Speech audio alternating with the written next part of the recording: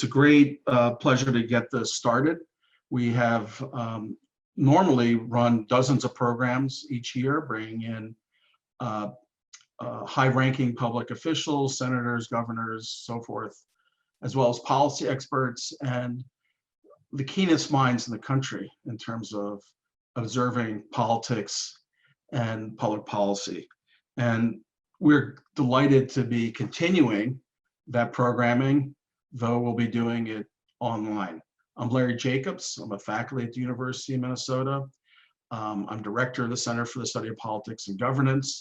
And I am talking to you today from St. Paul, Minnesota, where I am in isolation, as we all are. I want to let you know a couple things. One is this is being recorded. It'll be available later. We also, as is our tradition, are eager to get your questions and participation. And you can see on this slide at the bottom, there's a Q&A feature of the bottom of your screen. And click on it, give us your questions. We're going to get to as many as possible. Please join the conversation. This is an important part of it. We're going to be having a number of programs coming up. I'm delighted that we'll be having on Monday a terrific program on Northern Ireland and Ireland. Obviously, tensions have increased there since Brexit. Now with the coronavirus, things have intensified. We have one of the world's experts on Irish politics, Desmond King from Oxford, joining us. He'll be interviewed by Ewan Kerr, who was a reporter at the BBC for some time and is now a reporter at Minnesota Public Radio. Please join us for that. We are in the process of scheduling a number of other programs. Some of them are not finalized yet, but I'll give you a peek. One possibility is Senator Klobuchar may join us to talk about the campaign, coronavirus. Her husband, who, as some of you may know, contracted the coronavirus. We're also working on scheduling a terrific program on politics, presidential politics, congressional politics, with Vin Weber, well-known, highly respected Republican strategist, and Anna Greenberg, who is also well-respected, widely respected and admired on the Democratic side. I know both of them. I think they're terrific people, and I'm excited about that. We've also working on programs on healthcare and public health and many others. So please stay tuned. If you like this, you'll like what we have coming up. Now, let me move to today's program, which I'm very excited about. Norm Ornstein has been a friend for some number of years. If you were to ask for the sage of Washington, D.C., Norm Ornstein would be at the top or near the top of anyone's list, Democrat, Republican, academic, non-academic. He has been someone who has conducted tremendous research on what is going on in Washington. He has a tremendous academic background and is applying it in the real world. He's also one of the rare researchers who is enormously influential within the political circles in Washington. And if you're interested in big reforms on campaign finance and other topics, you usually find Norm Ornstein as the driver of it. He is a real powerhouse, and I'm just very honored to have him here. He has been very candid in his analysis. Two of his recent books, one was Broken Branch, and then the other, It's Even Worse Than It Was, are about the breakdown in Congress, its dysfunctional characteristics, and why that has happened. It's a very candid book, and I'm sure we'll get into a conversation about that. So without further ado, I want to first welcome Norm Ornstein. Thank you so much for joining us, Norm. It's terrific to be with you, Larry, even if I'm not there in my native Minnesota. That's another very important feature. Norm is someone who was born, raised, and partially educated here. And he is part of the famous circle of Minnesotans who have gone on and done well. It's a very long list, actually, isn't it? Yeah. Did you know the Coen brothers? Were they part of your? No, you know, they were much younger. But one of my fantasies after Fritz Mondale did an introduction of Tom Friedman, which ended up being in the Star Tribune, pointing out that Al Franken, Tom Friedman, the Coen brothers, and I all had lived just a few blocks from one another in St. Louis Park. My fantasy was that the Coen brothers would do a movie with all of us in it, and I could be the next Steve Buscemi. So far hasn't happened. And if either or both of the Coen brothers are listening, please, we're still waiting. Can I share your contact information with them? You may definitely. One of the things that is a real treat when Norm Ornstein has visited us in Minnesota is he will start off with a riff on what's going on in politics. I don't think I've ever seen anything as funny about American politics as what you do. It's really, it's painfully funny. But we're not going to put you on the spot for that. And these are troubling times. Yes.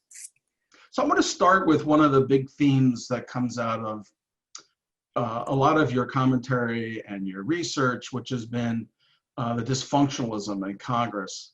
And, you know, kind of looking at what's happened over the last month, it's quite striking. We've had three significant, in some cases unprecedented, responses by Congress to the coronavirus, both in terms of bolstering the healthcare system, but also in terms of providing at least the first part of an economic support and safety net for the disaster that's befalling so many Americans. How does this story of action in the face of tragedy and disaster fit with your story of dysfunction? Is it an exception? Yeah, it is an exception, Larry. And I think, you know, the blunt reality here is we're seeing this exception, this bipartisan action, this willingness on the part of Republicans to expend incredible sums of money from the public purse, going much deeper into debt, because there's a Republican president. And here's the contrast. We were flat on our backs in our economy in the beginning of 2009, after the financial collapse at the end of 2008. And remember, ultimately, we saw this broad bipartisan action when George W. Bush was president towards the end with the bailout, the Troubled Assets Relief Program. It remains unpopular, but the fact is, for all of its flaws, it kept us from going into a depression and it paid for itself. Then Barack Obama became president.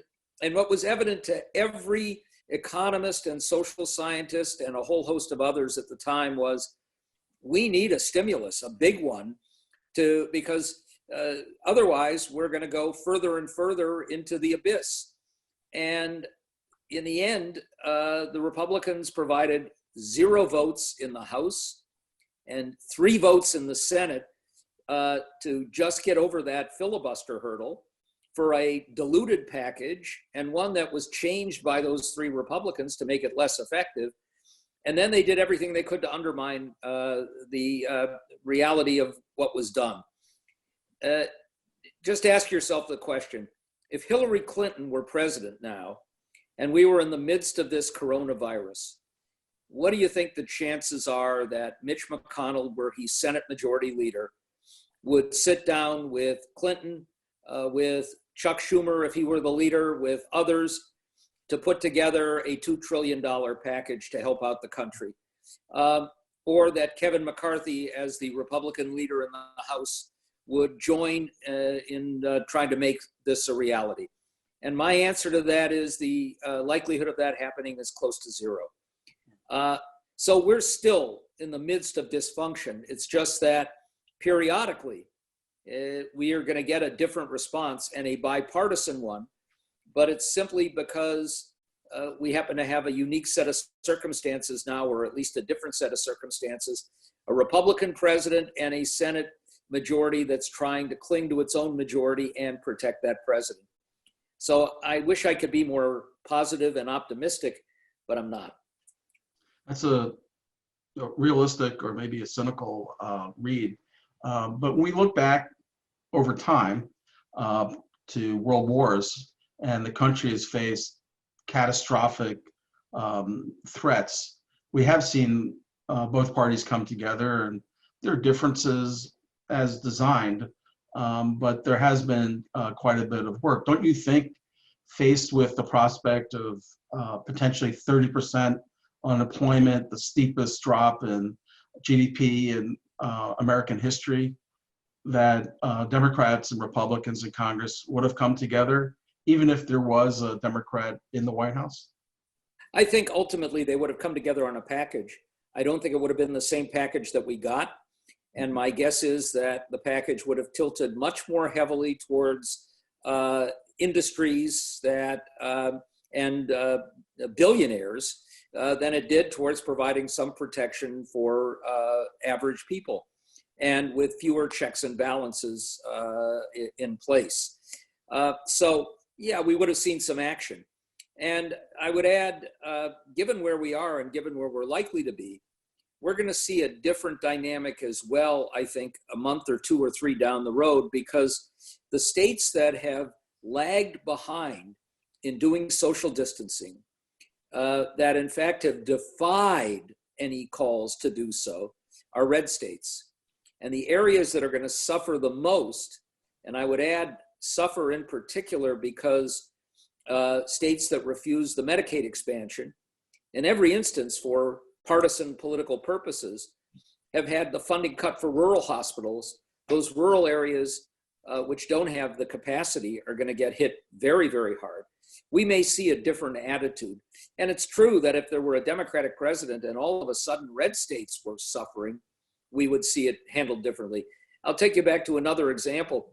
Hurricane Sandy hit and devastated the Northeast, New York and New Jersey in particular. Barack Obama stepped up, and we remember that famous scene of Chris Christie hugging Barack Obama, which ended up probably doing more to damage his presidential prospects than anything else. And members of the House, Republicans from red states, refused to vote for any federal disaster assistance for those states. Months later, devastating hurricanes hit Alabama, Mississippi, Louisiana, and those same members were crying out for federal aid.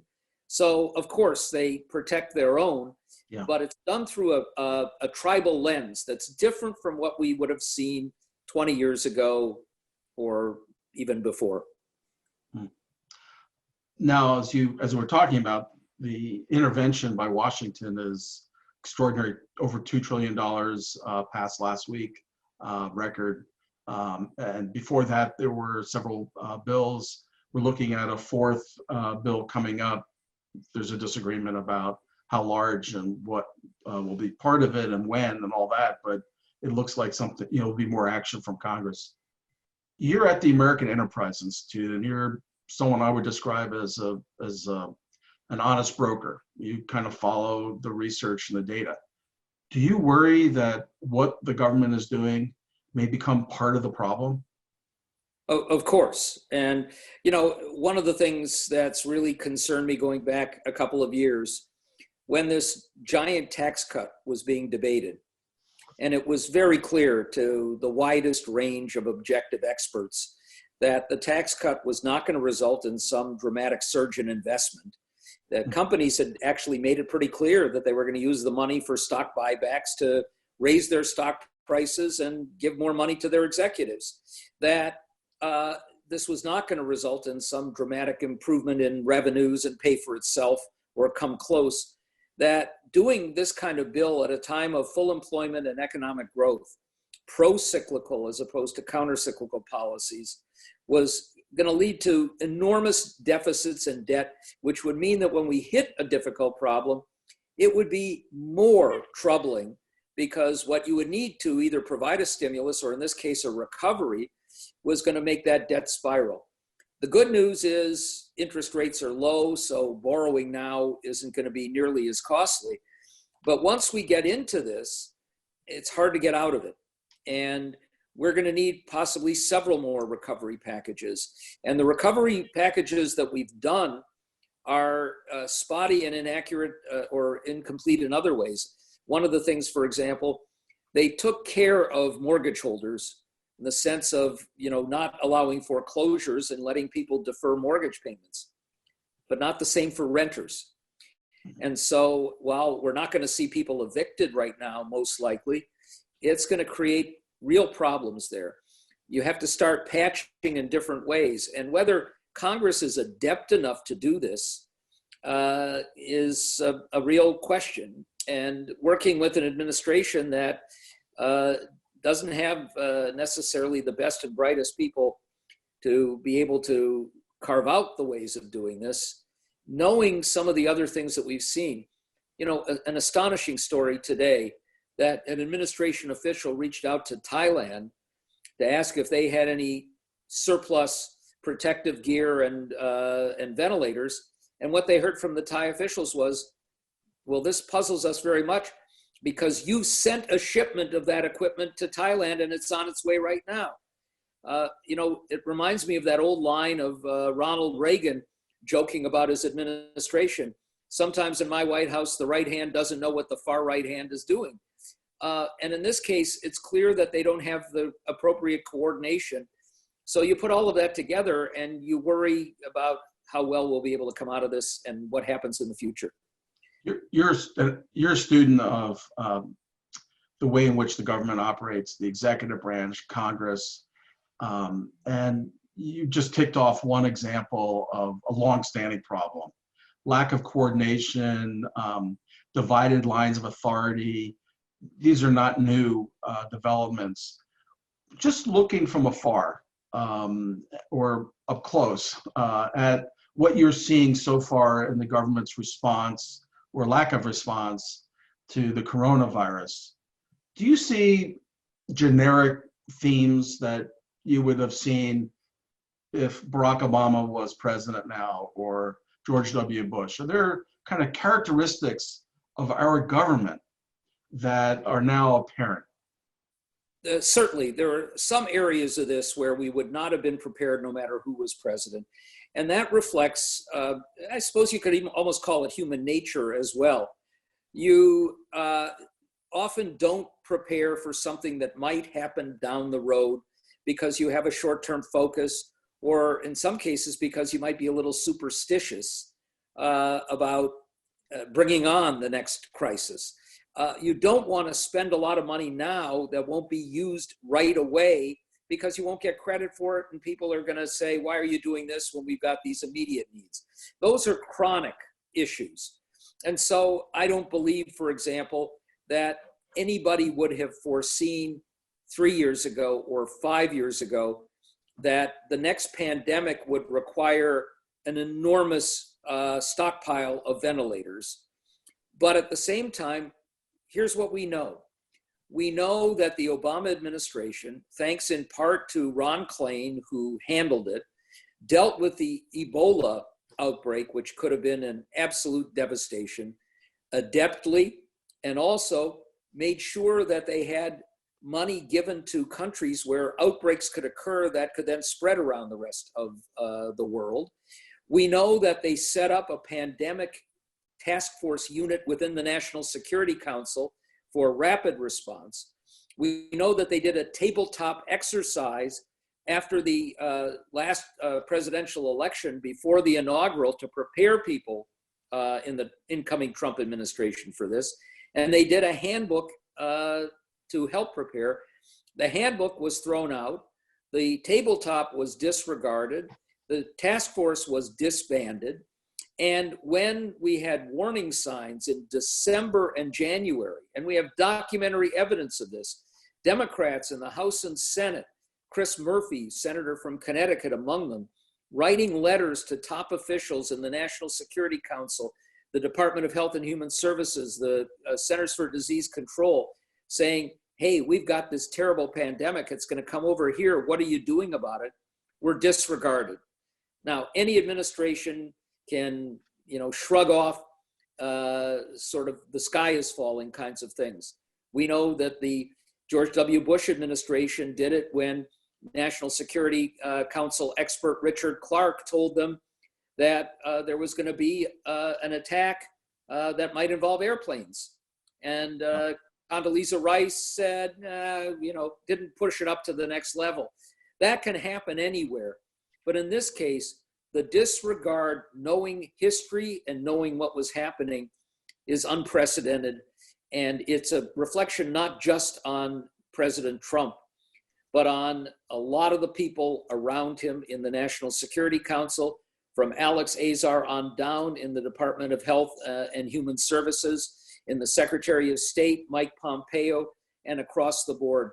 We have a group of people, and I hope we're going to get a 9/11 style commission next year that will look into this, point the blame where it's deserved for the delays, because those delays have demonstrably caused more deaths than we would have otherwise, but also tries to give us a better framework for the next time. I mean, just to take one dimension of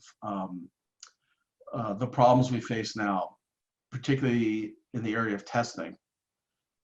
There's been so many reports about this, but it stems in the first order from the Centers for Disease Control, which tried to develop kind of first world, top of the line test. It turned out to be flawed. It took them a while to come to that realization, but the natural inclination, the dynamics of a bureau, which is to control their domain, to protect their turf, and to exercise their authority, was in full display.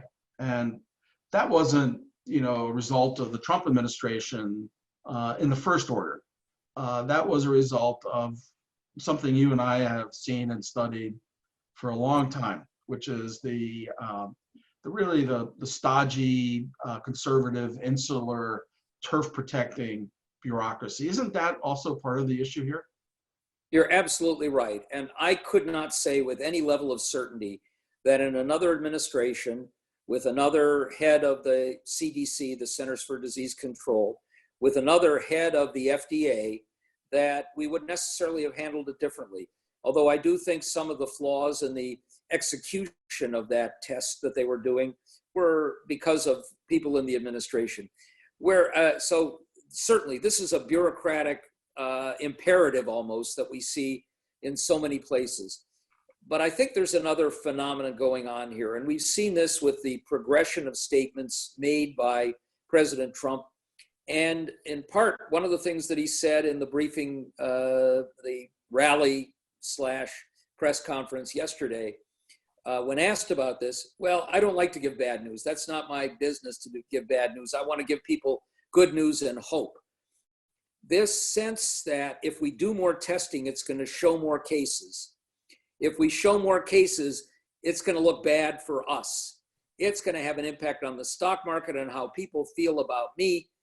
That was a message sent throughout the administration, and it added onto it, amplified in a sense, that normal bureaucratic imperative. I can also tell you that if you look at some of the things that were said by my previous and now colleague, Scott Gottlieb, who was the head of the FDA until recently in the Trump administration, and is maybe the only one who left with his reputation enhanced rather than degraded. Scott was on top of this early on, saw that this was going to be catastrophic. And I actually believe that if Scott Gottlieb had been the head of the FDA in January and February, we would be in a different place now. He would have seen the urgency and would have been right on top of the company preparing those tests, and would have seen if they weren't working that we needed to triage by bringing in the WHO test that 65 other countries have used. Right. So we've been kind of looking at the ways in which the bureaucracy may have played a role in the lack of preparation for testing and maybe some other areas. Let's flip that around. One of the positives of a well-organized agency is that it does have a set of well-defined rules. It's got a clear mission, again, when it's set up well. And the FDA could be an example of that, thinking forward. The FDA has been hesitant until President Trump engaged in approving and encouraging the use of medications and drugs that have consequences and repercussions off-label. That is, there's not hard scientific evidence supporting it at this point. Do you think the emergency of the coronavirus and the imperative to do something overrides the cautiousness of the FDA when you have ideas kind of cropping up and a president, going public and saying, I want this approved, we've got to do something? How do you evaluate that? So we know that the FDA actually has done this in the case of one drug that Gilead, the pharmaceutical company in California, has come up with that seems to work, and they're using it in cases of people who are on respirators, although it's in limited supply. The other that President Trump has been touting over and over again, chloroquine and another anti-malarial drug, we know a couple of things. The first is that we've had some people who've rushed to use variations of this, and at least one person's died as a consequence of that. We also know that this drug, which is extremely important for people who have lupus, a very serious autoimmune disease, is now unavailable to many of them because people are stockpiling it just in case. So you have to strike a balance here. That balance was not well struck by the FDA for a very long time. You probably know people, as I do, who've had things like stage 4 pancreatic cancer. They're not going to survive. And the idea that you would deny them experimental treatments because it might kill them when they're going to die anyhow, you don't want to do things like that. But in a case like this, where there's potential panic among 300 million Americans, and a drug that may have serious side effects, and where it's not clear that you can pull people out of it miraculously if they're at the dire stages, you want to spend at least some time, even if it's doing small numbers of trials, to make sure that you don't have those side effects. It turns out that some of those small trials may have been manipulated by scientists. So it's a question of what kind of balance you have, and then whether you trust the people in charge to be able to strike that balance. Yeah, I think this is a very troubling area, and neither of us have a crystal ball, but we have been around the block a few times. And when medications have been rushed into public use, sometimes from political intervention, we have seen unfortunate side effects. But as you say, we are facing extraordinary choices about life and death. Norm, I want to float in here a few, some of the questions. I've been doing it, but I want to pick up on a question that has been raised, which is that 2008, you use 2008 as a comparison point, but the questioner says, well, that's really not the same thing. 2008 was caused by gamblers on Wall Street who had agreed, ended up blowing up our financial system.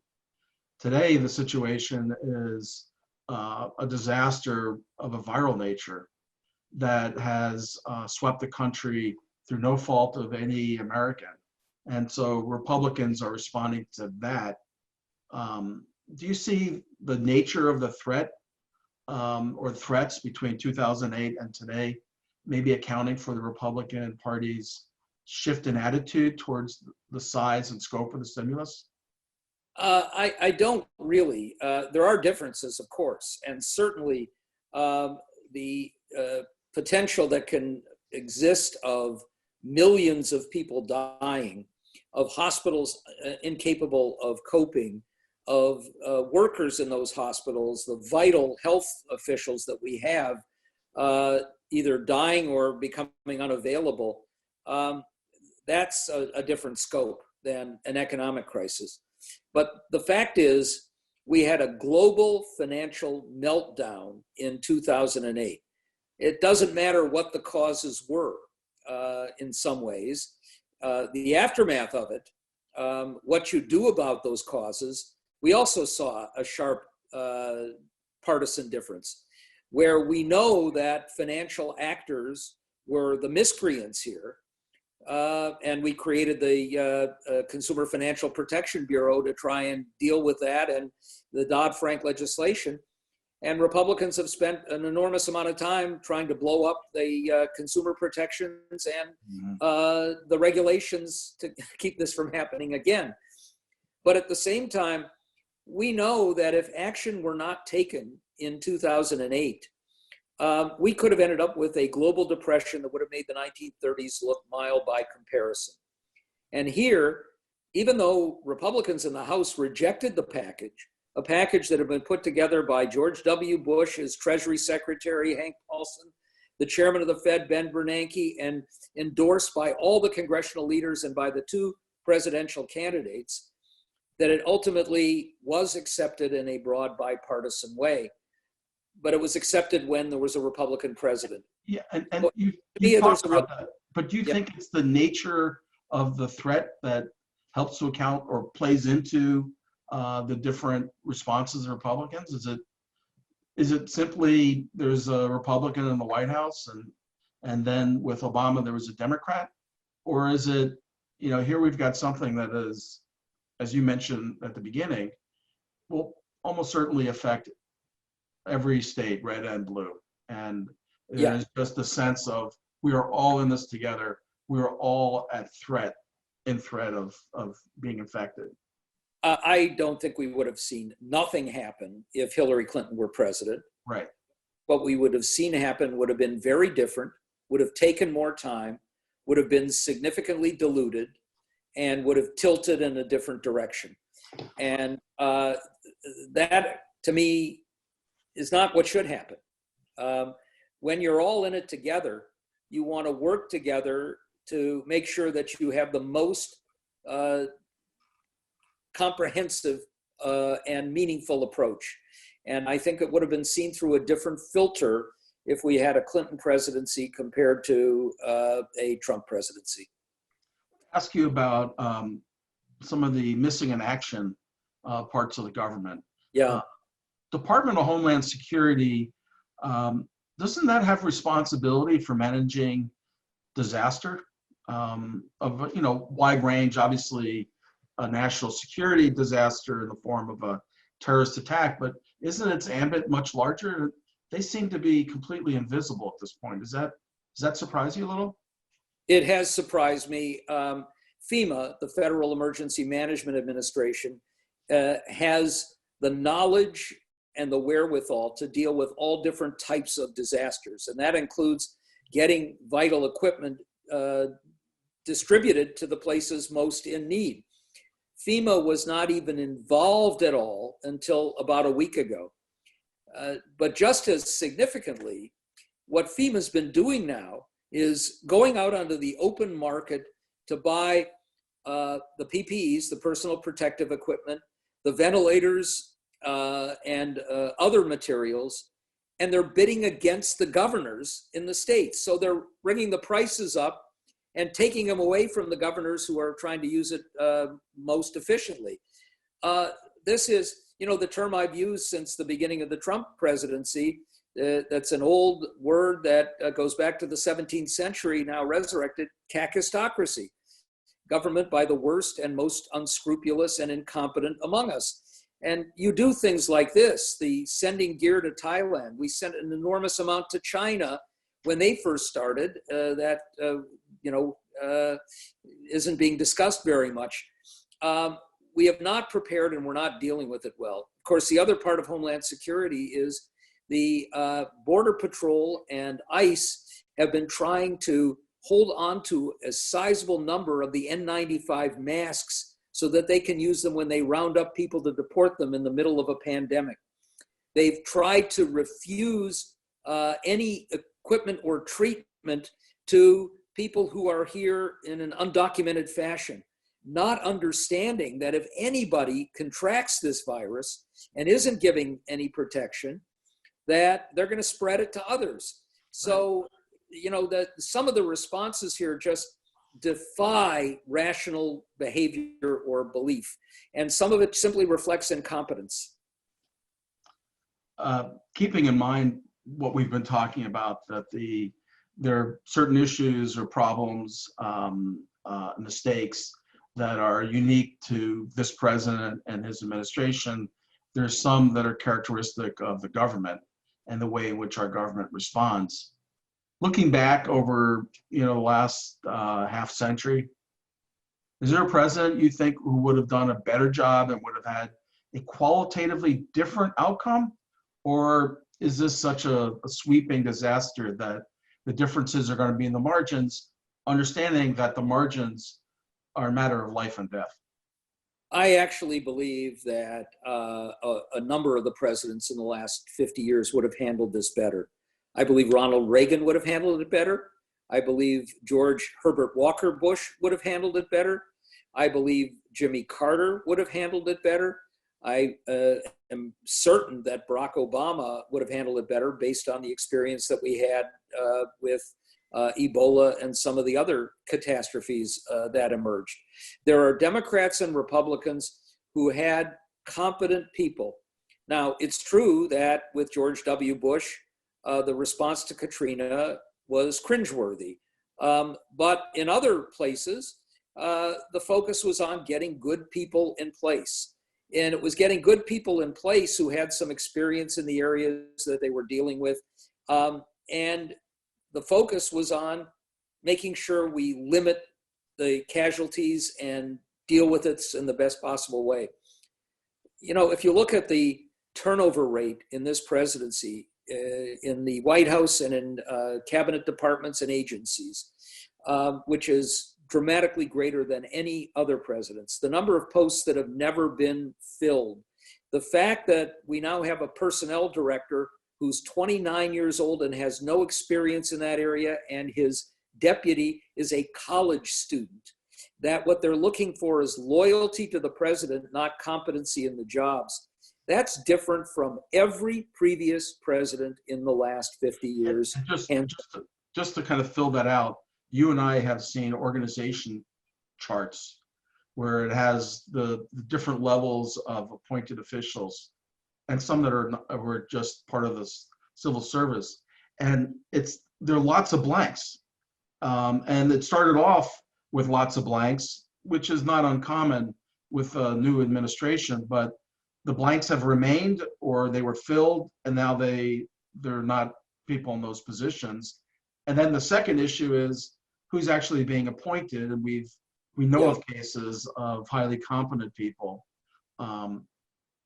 Though I think we both agree that the folks who are at CDC right now are some of the best in the country and well respected internationally. There's no doubt that we have a number of people, the career people, who are actually struggling with a major dilemma.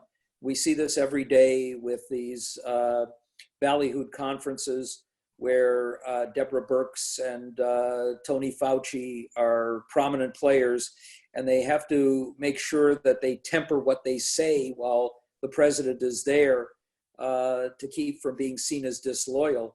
We also know that Anthony Fauci, who's been particularly candid, is now the target of vicious attacks by people on the right, ostensibly supporting President Trump, that he is a mole inside who's actually working with Hillary Clinton to undermine President Trump. This is a tough place to be. It's never easy to be inside and trying to do your job. We know, Larry, you and I, that every administration ends up looking at some of the career people suspiciously because they've done the right thing, which is they carry out the policies of whatever administration had preceded the one coming in. Right. There's always that balance that's difficult to strike. But in this case, and I would say, I was a critic of the Obama administration, which did not do well early on in the personnel field, didn't fill a lot of positions. And it's not just filling the cabinet and the immediate sub-cabinet. You need to do the next two levels down, because when people move on, you need to have somebody ready to move in who knows what they're doing and has experience. And in this case, though, what we have is something dramatically different and worse than we saw with George W. Bush or Barack Obama. And I want to just pause here because I'm reading the questions folks are sending in, and there's a concern that's been expressed a few times about whether this is a partisan conversation. And you and I have talked going back to H.W. Bush's presidency. And every time that we've had a conversation, it's had a bit of this tone of analysis and criticism, whether it was Clinton, W. Bush, Obama, and now Trump. What you were saying about Trump, I would say, has more intensity, and obviously the stakes are just couldn't be higher. But the criticism of a president based on understanding how government works and the political dynamics in Congress, that's not partisan. But what do you think? No, I agree. And, you know, if I go back over my career in dealing with politics and government over 5 decades, I worked for much of that time, most of that time, as closely with Republicans as I did with Democrats. I worked with Bill Frenzel. I worked with Rudy Boschwitz. I worked with Dave Dernberger. John and McCain. I worked with John McCain, Orrin Hatch, a very long list, Bill Gradison, people who were deeply engaged in the policy arena and cared deeply, with Olympia Snow and many, many others, Fred Thompson. The list is as long as it is the list I did work with Democrats.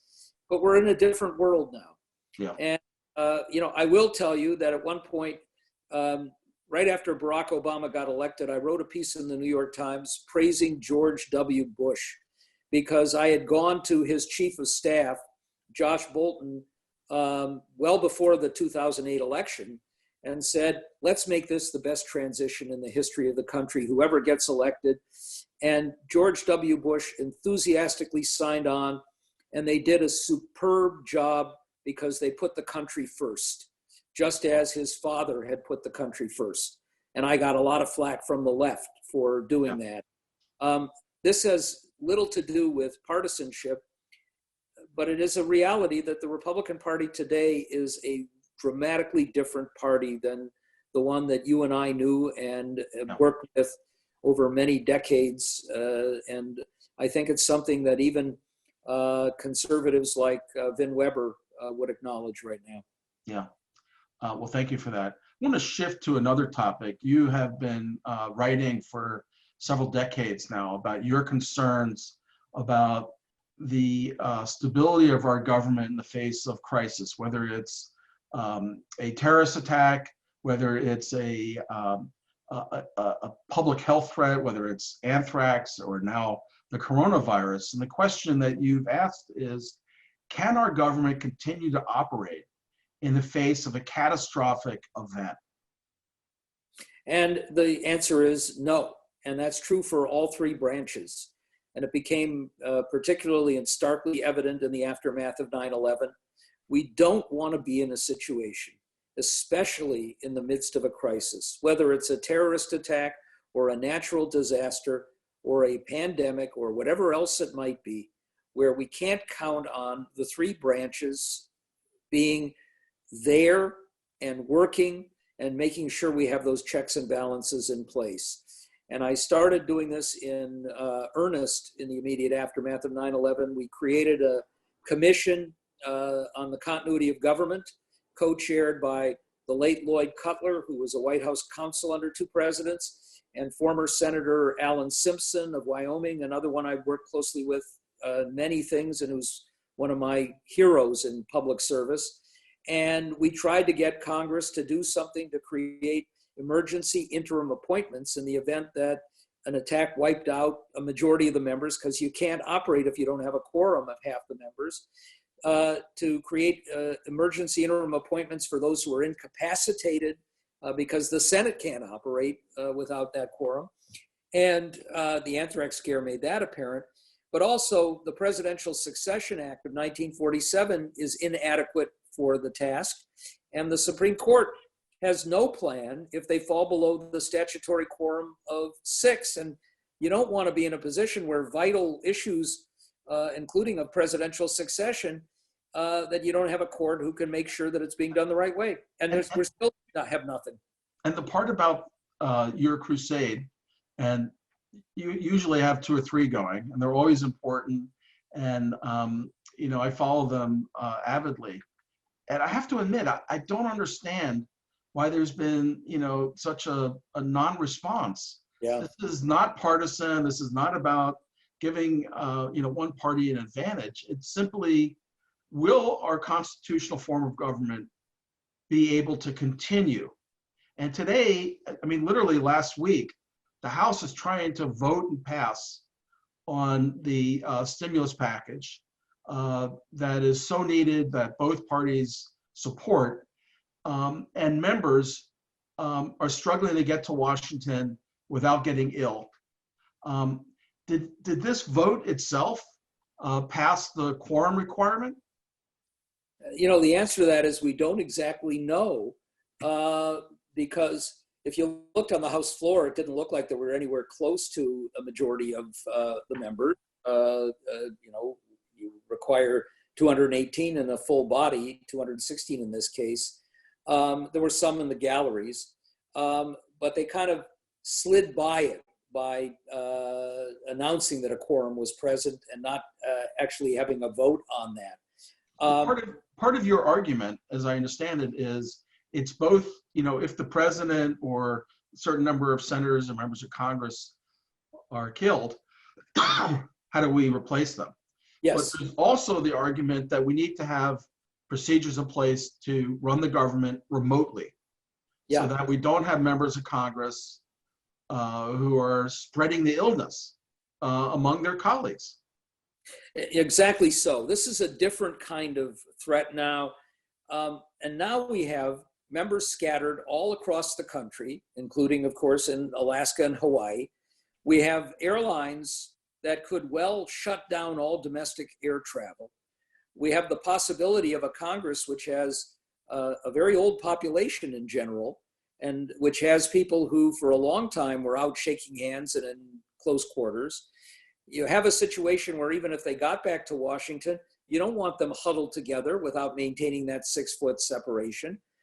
So there are so many possibilities that could occur of a nightmare where you need emergency action, including appropriations that only Congress can do, where you don't have a Congress. And I've tried now for months to get them to do a provision that would only be triggered in an emergency. We don't want to have a full-time remote Congress. You want them there as often as possible, debating and deliberating face to face. But in dire circumstances where you could meet remotely, we have the technology for it, where you can vote remotely, you can make it secure, and not leave actions up to a president. And I don't care who the president is. I don't want presidents acting by fiat without the lawful and appropriate actions and check and balance by a Congress. And the inability or refusal to do so up to this point is pretty damn frustrating. Let me shift gears, because we only have about a bit more than 10 minutes left. You are obviously following the Democratic presidential nomination. Where is Joe Biden? So Biden, I think he and his team made the decision that they don't want to be out there doing a dueling conference with Donald Trump and actually competing with Andrew Cuomo right now as well. They've been doing things on the web, and Biden now is getting out more and doing television interviews. I think it's based on a judgment that once the nomination struggle is over, and it's effectively over, but Bernie Sanders remains in this race, and many of the primaries that we've been expecting that would actually put Biden over the top are going to be postponed or maybe even scuttled. That being out there every day isn't necessarily going to meet his interests, and that once he's the nominee, he will be out front and central on all of this. But I do think there's a price that they've paid for it. And what I'd recommended publicly was that Biden do a briefing every day, but not one where he's the one running it, where he turns it over to the people he would have in his administration dealing with this kind of a crisis. So you do a briefing every day where the people who come forward are Ron Klain, who ran the Ebola response, Andy Savitt, that Minnesotan who's becoming a prominent figure, who was the head of CMS, the Center for Medicare and Medicaid Services, for a point in the Obama administration. Sylvia Burwell, who was the Secretary of HHS, and a number of others. And in a sense, what you're doing is you're showing what your administration would be like for the next pandemic. So it sounds like what you're saying is that Joe Biden is, kind of pursuing an odd form of the Rose Garden strategy of just staying cocooned at a moment when he needs to find a way to become more part of the conversation. Yeah, and I also think there's a delicate balance here. Andrew Cuomo is acting right now in his official governmental capacity, not as a Democrat doing the counterpoint to Donald Trump, although Trump is not real happy at Cuomo's popularity and the way in which he's handling it. Joe Biden is not an official figure. And you want to be careful here that this does not become a partisan issue. So at the same time, we're seeing all kinds of ads that are, really slamming Trump for the change in posture. Not a problem at all. We'll be down to 1 case and 0 before very long. Go about your business. Everything's fine. But whether that's a good thing to do right now when we're all trying to unite together to basically solve the problem and end the war is another open question. Yeah, that's an important. Inject himself, and this is a dangerous thing. Yeah, that's an important nuance. So when does the Democratic nomination process conclude? If we didn't have the coronavirus, Joe Biden would have the majority, and in all likelihood, either Bernie Sanders would have stepped down or we wouldn't even be talking about him. But of course, that hasn't happened, and things feel kind of stillborn. Do you feel like Biden's grasp on the nomination could be under threat? There's some people talking about Cuomo as a replacement. Do you think this just drags on and on and on straight up till July? How does this play out? We're in uncharted territory here. And of course, that includes the possibility that we won't be able to have physical conventions, that they would have to do a remote convention. The fact that a nomination struggle that would be formally close to being over right now and over very soon and won't be is not a good thing for Joe Biden or for Democrats. Just as troubling is that Bernie Sanders, who can't win a nomination, even now, the support that he has, we see, is barely a third of Democrats, and it's not going to go up from there. And in fact, it's gone down a little bit. And his campaign theme built around, I'm going to bring about a revolution by having all these young people turn out in unimaginable numbers, where the turnout was lower than we would have expected in most of these earlier states. Clear he's not a nominee, but staying in it complicates matters for Democrats and complicates matters for Biden. And, stuff can happen over the next couple of months. So we don't know, but it's not a set of good signs. Right.